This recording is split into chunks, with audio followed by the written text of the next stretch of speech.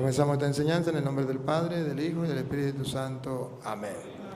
Queridos hermanos, estamos hablando de lo que en las Sagradas Escrituras dice de San Pablo al obispo Timoteo, que vale para los obispos actualmente y para los ministros de la iglesia, todos los pastores de la iglesia. Comenzábamos entonces diciendo en 1 de Timoteo capítulo 1, versículo 3 en adelante, que hemos leído: te dejé en Éfeso para que ordenaras, mandaras a algunas personas que no se salgan de la doctrina. En el versículo 8 viene diciendo, y que ese mandamiento es por amor y por una fe no fingida. En el versículo 8 da la lista de pecados y dice que en esos pecados tenemos que agregar aquellos pecados contra la sana doctrina. En el capítulo 2, en el versículo 4, decíamos que Dios es Salvador, que Dios quiere que todos los hombres se salven y lleguen al conocimiento de la verdad, le dice a Timoteo. Y ahorita, en el capítulo 3 de 1 de Timoteo, capítulo 3, vamos a encontrar que San Pablo le va a decir a los pastores de la iglesia cómo deben ser ya personalmente y cómo deben portarse en la iglesia. Ojo, que diríamos así, esta empresa, perdónenme que lo diga así, pero es para poder figurarlo bien. No es nuestra, sino es de Dios. Es la casa de Dios y nosotros somos siervos de Dios. Y cómo tenemos que portarnos y por qué tenemos que aferrarnos a la sana doctrina sin cambiar. Mírenlo. 1 de Timoteo, capítulo 3, versículo 1 en adelante.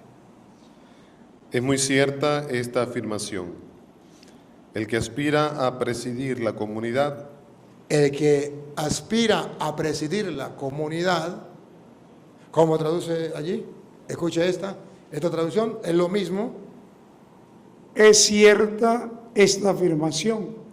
Si alguno aspira al cargo de episcopo, aquí el único episcopo que tenemos, pero en él todos, los obispos que no están, pero también los que están encargados de la comunidad, que somos los sacerdotes, los ayudantes de los obispos. Ellos son los sucesores directos de los apóstoles, pero nosotros somos unos ayudantes y también vale para nosotros. Si todos nosotros aspiramos al cargo de obispo o encargados de una comunidad, debemos tener presente varias cosas. Primera, ¿qué cosas debemos tener presente? Escuchemos. desea una hermosa obra. Ser episcopo, ser encargado de la comunidad, ser sacerdote de Dios Altísimo, es lo mejor que le puede tocar al ser humano. Es pues necesario que el episcopo sea irreprensible. Siga. Casado una sola vez. Ay, bárbaro. Ahí donde los evangélicos dicen, ve, la Biblia dice que los curas tienen que ser casados. Miren, ustedes sí lo saben, los protestantes no lo saben, pero ustedes saben, y si quieren búsquenme ahí, 1 de Corintios, capítulo 7, versículo 32. Ustedes saben que en aquel tiempo existía tanto casados como solteros. De Pedro se dice que era casado, de Pablo se dice que era soltero, de Juan, soltero, y para la muestra un botón, Jesucristo, soltero. Y nosotros imitamos a Cristo. Pero ahí dice que era casado, ciertamente, porque existía y existe en la iglesia las dos formas. Existen los casados y los solteros. Nosotros en Occidente, solteros. En el Oriente, pueden casarse. Otros ritos de la iglesia se casan. Existe en la iglesia los dos, los protestantes no lo saben. Pero de repente un protestante dice, ve, ¿y por qué no se casan los curas? Me dijo un protestante una vez, estamos debatiendo en público, me dice, ay, ¿ustedes por qué los curas no se casan? Ah, fíjense usted una cosa, si llega una persona casada a hablar a pedir un consejo, ¿cómo usted se atreve a darle un consejo? Usted no puede dar un consejo porque si no tiene experiencia, usted no puede dar un consejo. Es imposible que usted le dé un consejo a un casado si usted no es casado. ¿Por qué no se casa? Y todo el mundo quedó así. Y yo me paré y le dije, señor pastor, ¿usted alguna vez le ha dado algún consejo a algún homosexual? Dijo, sí. Le dije, muy bien, hay que tener experiencia. Se molestó, delicadito, pero lo que es igual no es trampa. Pero vean ustedes, queridos hermanos, vean el versículo 32 del capítulo 7 de Primera de Corintios. La explicación que da Pablo, esto es de fe. Ya, listo, esto es de fe. Esto es de fe. Y el cura que no active la fe es problema. Con la castidad toda la vida va a sufrir y va a estar amargado. Pero esto es de fe. Escuchen. Yo quiero que ustedes vivan sin inquietudes. No es para amargarnos la vida. El que no tiene mujer se preocupa de las cosas del Señor, buscando cómo agradar al Señor. En cambio, el que tiene mujer se preocupa de las cosas de este mundo. ¿Qué es lo que no entienden? ¿Qué es lo que no entienden? ¿Y qué aconseja Pablo en el capítulo 7, versículo 7? ¿Qué aconseja? 7:7, ahí mismo. Mi deseo es que todo el mundo sea como yo. ¿Cómo era? ¿Casado o soltero? Pero cada uno recibe del Señor su don particular. Ah, es don. Cada uno su don particular. Unos este, otro aquel. A los solteros y a las viudas les aconsejo que permanezcan como yo. Era soltero. Y dice que es un don. Y aconseja que nos quedemos como él, que no está en la Biblia. Sí lo está. ¿Y cuál es el alboroto entonces? Porque hay curas solteros y que desconocimiento, ignorancia de las Sagradas Escrituras y no sabe que eso es un don dentro de la iglesia. Pero pasemos la página, volvamos. Ciertamente si estuvieran casados no hay ningún problema, porque dice unos de una manera y otros de otra. Y en la iglesia hay de las dos.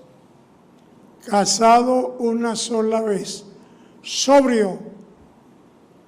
Mire lo que tenemos que hacer, claro, comenzando por el obispo, pero nosotros también, sobrios. Sensato. Sensatez.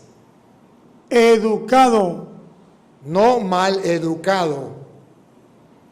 Hospitalario. Apto para enseñar. Ah, bárbaro. ¿Qué se pide de un obispo? ¿Qué se pide de un sacerdote? Apto para enseñar. Porque esa es su tarea. Para eso Dios lo eligió. Ni bebedor. No puede ser un borracho. ¿Que hay curas borrachos? Los hay. Aquí no, pero en otras diócesis. Pero los hay.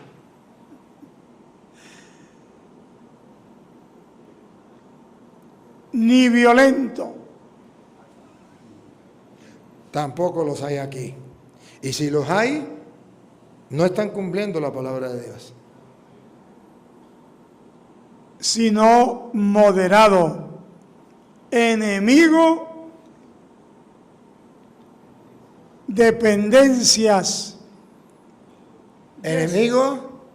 Enemigo de pendencias. Como de peleas. Desprendido. Que no se apegue a las cosas, a las personas. Desprendido del dinero. Ay, especialmente del dinero. Es para qué bravo, ¿no? Miren la tentación que tenía el obispo Timoteo. Tenía la tentación. Ay, con razón. Le estaba diciendo que se estaba muriendo porque estaba pegado a las cosas que no eran propias de los sacerdotes. Y entonces una le saca los trapitos al sol y le dice, es que usted está pegado al dinero. Y por eso tiene que revivir lo que está muriendo en ti. La parte espiritual. Vamos a renovarlo. Pero ¿no será que eso está escrito ahí porque esa será siempre la tentación de los sacerdotes? Déjeme decirle que he recorrido el mundo y me he dado cuenta que sí, es una tentación. El apego al dinero. Y pareciera que los sacerdotes eran como aquellas rocolas de antes, que si no había dinero no funcionaba. Ajá.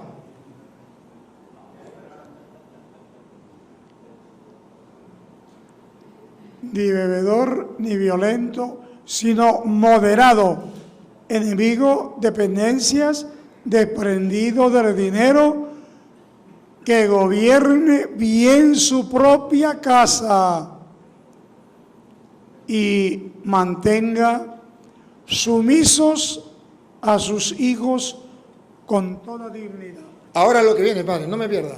Ahora lo que viene, vea que ya existía una jerarquía en la iglesia. Que los protestantes digan que no y que digan lo que quiera la gente que diga. Pero vea que el episcopo era el encargado de la casa de Dios, de la iglesia de Dios, de pastorear. ¿Cómo queda?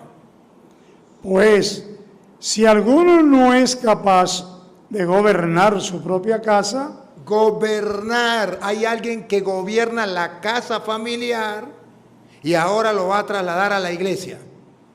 ¿cómo podrá cuidar de la iglesia de Dios? Si había jerarquía en la iglesia en tiempo de que Pablo le escribe a Timoteo. ¿Cómo va a gobernar la iglesia si no es capaz de gobernar un grupito? Bueno, ahí sigue. Y no lo vamos a leer más. Usted pase usted al 14, versículo 14, 3:14. Escuche lo que dice del 3:14 en adelante. De ahí viene también para los diáconos y otras cosas, pero el tiempo es limitado. Dale el 14. Aunque espero ir a verte pronto, te escribo estas cosas, por si me atraso. Así sabrás cómo comportarte en la... ¿Para qué le escribió a Timoteo, al obispo Timoteo, estas cosas? ¿Para qué? Por si me tardo, porque yo no sé si llego o no llego a hablar contigo, debes saber cómo portarse, repítalo. Así sabrás cómo comportarte en la casa de Dios. En la casa de Dios. Y para San Pablo, ¿qué es la casa de Dios? Es decir, en la iglesia del Dios viviente. En tiempo de Pablo ya existía una iglesia de Dios, una, con autoridades, con episcopos, con diáconos. En el versículo 8 habla de los diáconos. Ya existía una autoridad que gobernaba. Pueden decir lo que quieran, pero ahí dice que ya existía una iglesia de Dios vivo, no 2, ni 3, ni 4, y que había una jerarquía que gobernaba, y una jerarquía que tenía que estar pendiente de la doctrina para que la gente se salvara. Y dice, y todo lo que te escribí, todo lo que vimos esta mañana, es para que aprendas a portarte en la casa de Dios, que es la iglesia, no, en la casa del Dios vivo, no, ¿cómo? Para que aprendas a portarse, no, en la casa, el 15. Es decir, en la iglesia del Dios viviente. Un poquitico más atrás. Por si me atraso, así sabrás cómo comportarte en la casa de Dios. En la casa de Dios. ¿Qué es la casa de Dios? Es decir, en la iglesia del Dios viviente. En la iglesia del Dios viviente, esa que los protestantes desprecian, insultan, dicen que es la gran prostituta, la gran Babilonia, es la casa de Dios, aunque le duela. Y el obispo está encargado de esa casa de Dios para gobernarla y para cuidar la doctrina. Y no me venga a decir que todas las iglesias son iguales, porque ahí no habla de iglesias de Dios, porque Dios tiene muchas iglesias y todas las iglesias son iguales. Habla de una, y es la casa donde habita, donde mora, donde Dios ha querido habitar entre los hombres. ¿Y saben por qué le dice que es un pecado ir en contra de la doctrina? ¿Y por qué insiste en la doctrina? Vean, porque Dios fundó una iglesia. Tú eres Pedro, sobre esta piedra edificaré mi iglesia, Mateo 18. Para una cosa específica. San Pablo se lo dice al obispo. No pierda de vista para qué fundó la iglesia. Columna y fundamento de la verdad. Para que la verdad tenga columnas y fundamentos y nadie la pueda tumbar con falsas doctrinas. Y nadie la pueda tumbar con fe llena de cera. Y por eso entonces Pablo da un retrato figurativo de la iglesia. La iglesia es columna y base de la verdad, para que la verdad se mantenga en alto y el mundo entero pueda conocer la verdad. Cristo tomó la iniciativa porque así le pareció a él fundar una iglesia. Y ustedes deben recordarlo, porque en Mateo capítulo 16, versículo 13, dice por qué Jesús fundó la iglesia.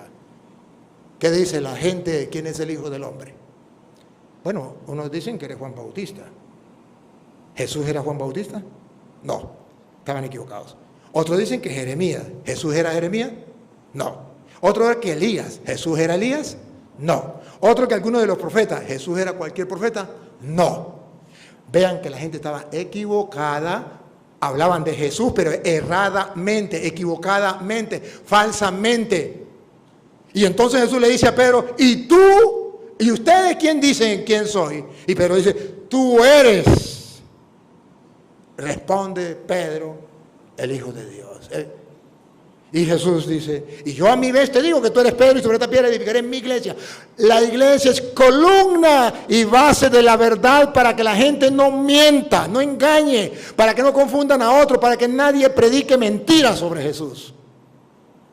Y por eso Pablo le dice a Timoteo, es columna. Es base de la verdad. Si algo tiene que defender la iglesia y mantener en alto, es la verdad y no la puede ocultar.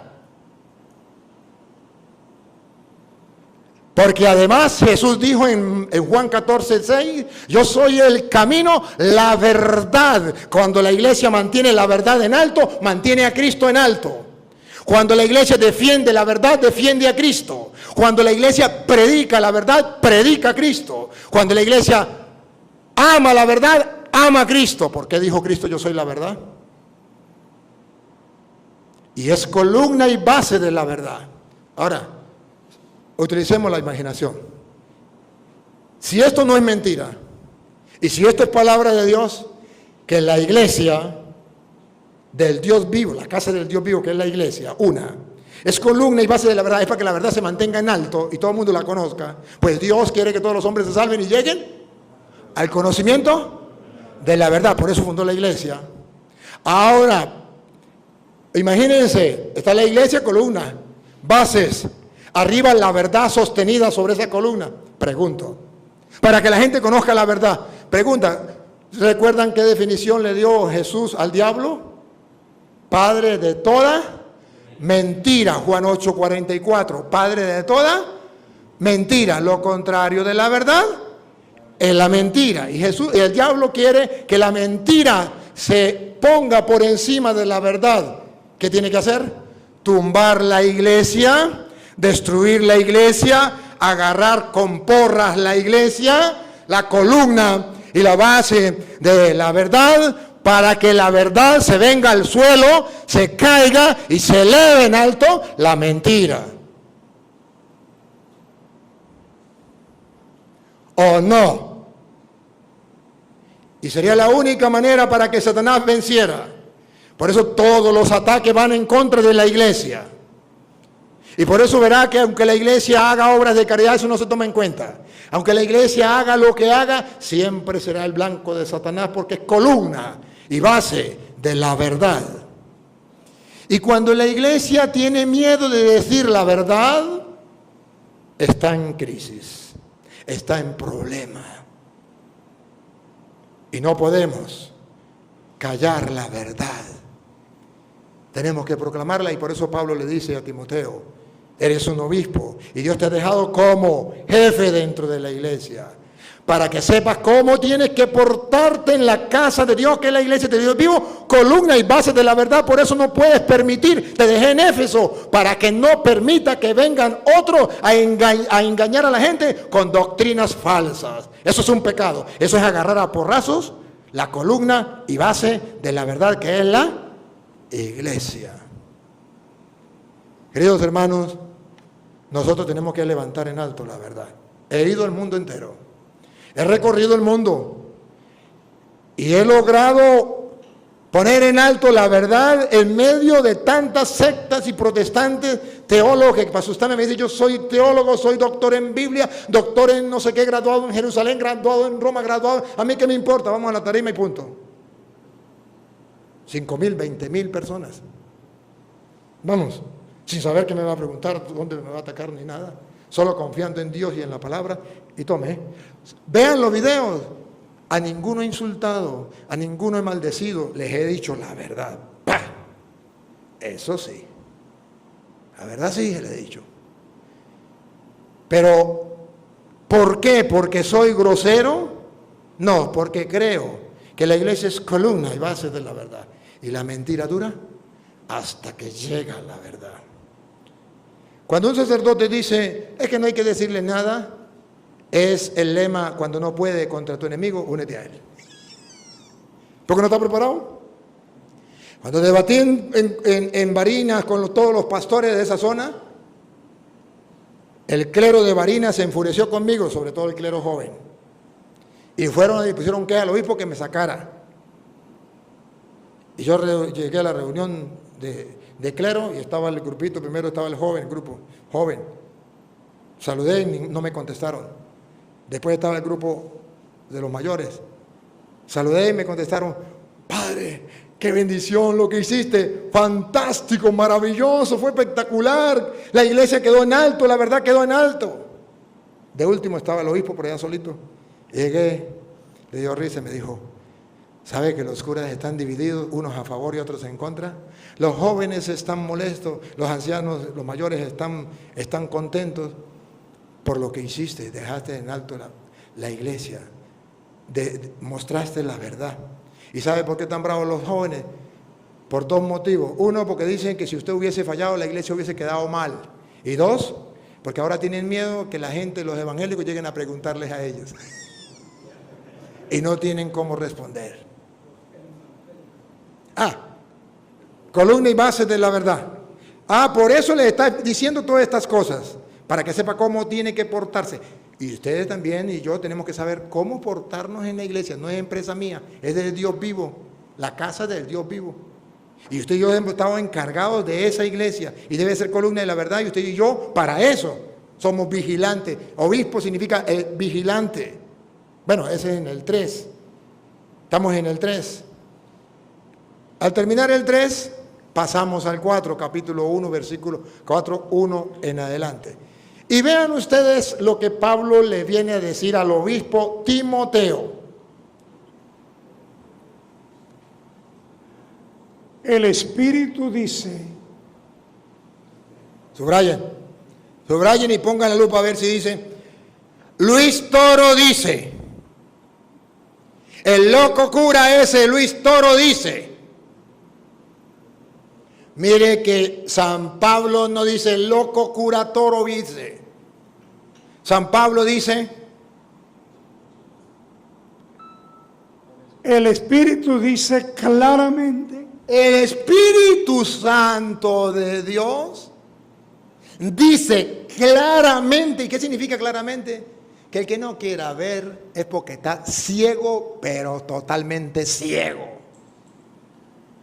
Claramente. Y le dice a Timoteo, para que no dude Timoteo, para que Timoteo esté firme. Dice claramente que en los últimos tiempos, y estamos en los últimos tiempos, algunos renegarán de la fe entregándose a espíritus engañadores y a doctrinas diabólicas.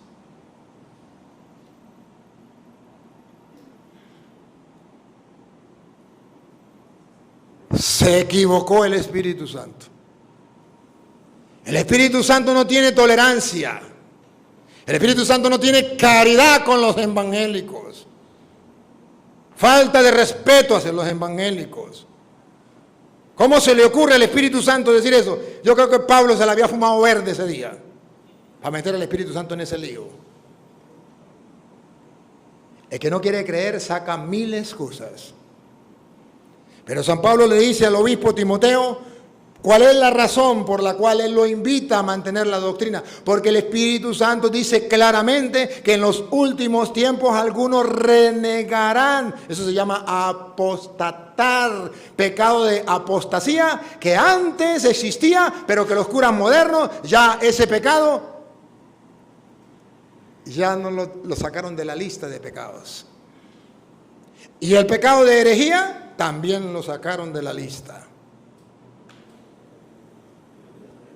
Pero aquí está escrito, algunos renegarán de la fe, atención, algunos renegarán de la fe, y pongan cuidado que van a renegar de la fe, y ustedes sacerdotes y los obispos deben estar pendientes para ver qué hacer. Renegarán de la fe, otra vez, renegarán de la fe. Algunos renegarán de la fe entregándose, subrayen esto, entregándose a espíritus. ¿A qué? A espíritus. ¿Escuché bien? ¿A qué? A espíritus. Aquí entre nos, cuando los protestantes dicen es que a mí me habló un espíritu, o a mí me habló el espíritu, y me dijo, Pánfilo, funda una nueva iglesia, porque la iglesia de Cristo se destruyó y ahora lo debes hacer tú. Sí es verdad, sí es un espíritu.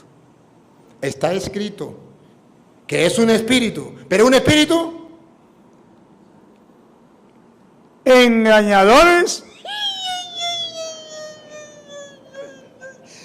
Y qué tristeza que los sacerdotes digan que es el Espíritu Santo.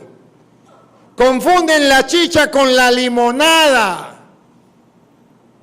Confunden una cosa con la otra. Sí es verdad que es un espíritu.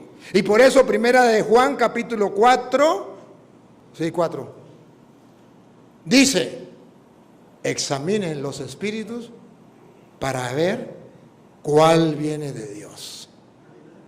Primera de Juan, capítulo 4, versículo 1 en adelante. Porque si les habla un espíritu. Y si es verdad que les entra un espíritu. Y si es verdad que ellos, y ustedes ven cómo se revuelcan y cómo gritan. Sí es un espíritu. Espíritus engañadores. Escuche. Primera de Juan 4, 1. Queridos míos, no crean a cualquiera que se considera inspirado. A cualquiera que se considera inspirado. Pongan a prueba su inspiración, para ver si procede de Dios. Pongan a prueba su inspiración. Un espíritu le inspira. Esta traducción otra traducción habla de los espíritus. Siga. Porque han aparecido en el mundo muchos falsos profetas. ¿Alguna traducción tiene ahí donde habla de espíritus? Pongan. ¿Qué dice la traducción esa, padre, que tiene ahí? ¿Tiene ahí, la tiene? ¿O la suya? ¿La tiene? No. No, yo digo. Ok. La otra traducción dice, los espíritus, pongan a prueba los espíritus para ver cuál es, de Dios. O la inspiración, es que tuve una inspiración. ¿Qué es eso? Me inspiró un espíritu. Espíritus engañadores. Y eso, así es que salen falsos profetas. ¿Lo escucharon? Repítalo de nuevo, padre. El 4. Queridos míos, no crean a cualquiera que se considere inspirado. Lo inspiró un espíritu. Pongan a prueba su inspiración, para ver si procede de Dios. Para ese espíritu viene de Dios, porque de esa manera salen los falsos profetas. Porque han aparecido en el mundo muchos falsos profetas. Así es que salen los falsos profetas diciendo, es que yo tuve una inspiración, a mí me habló un espíritu. Pero ya San Pablo le dice a Timoteo, sí es un espíritu, pero son espíritus engañadores. Y esos espíritus engañadores lo vamos a descubrir, no porque si sea el mismo Dios o la misma Biblia, no señor, por la doctrina.